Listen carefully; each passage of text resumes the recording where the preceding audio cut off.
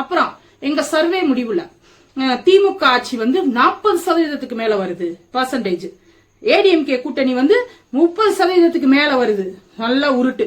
சரி, அந்த திமுகவுக்கு போட்டவங்க திமுகவுக்கே போடுவாங்க, ஏடிஎம்கே போட்டவங்க ஏடிஎம்கே போடுவாங்கன்னா அப்ப எங்க தலைவர் விஜய்க்கு வந்து யாரு ஏலியன்ஸ் வந்து ஓட்டு போடுவாங்களா?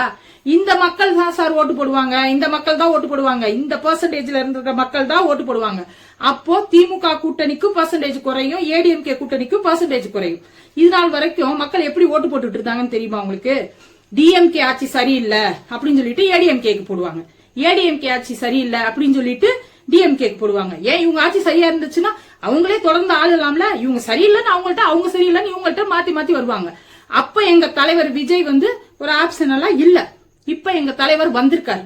அதனால இந்த இவங்களை பிடிக்கல அவங்கள பிடிக்கலன்றவங்க பெண்கள் ஓட்டு போய் முதல்ல கேளுங்க, குழந்தைகள்ட்ட போய் கேளுங்க.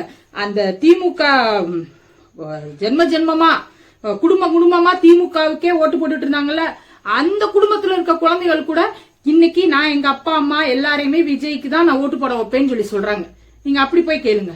குழந்தையில இருந்து, குமரியில இருந்து, கிழவியில இருந்து, வயதானவர்கள் எல்லாருமே இன்னைக்கு ஒரு ஆப்ஷனல் இல்லாம இது நாள் வரைக்கும் இருந்தாங்க. இன்னைக்கு எங்க தங்க தலைவர் வந்திருக்காரு, வென்று காட்டுவார். எல்லாரும் எங்க தலைவருக்கு ஓட்டு போட்டு ஜெயிக்க வைப்பாங்க. உங்க சர்வே ஒரு உருட்டுனீங்கல்ல, நாங்க எங்க பக்கம் ஒரு சர்வே எடுத்திருக்கோம். அதுல 30% மேல இப்பயே இன்னும் வெளியே வந்து சரியா எங்க தேர்தல் பணி நடக்காதப்ப 30% நாங்க தாண்டிட்டோம். இந்த வருஷம் பிறந்து நாங்க இறங்கி அடிச்சோன்னு வைங்களேன், ஆளுங்கட்சி தான் நேரா ஸ்ட்ரைட்டா சென்ட் ஜார்ஜ் கோட்டையில தான் போய் எங்க தலைவர் உட்காருவார். அப்ப நீங்க பாருங்க.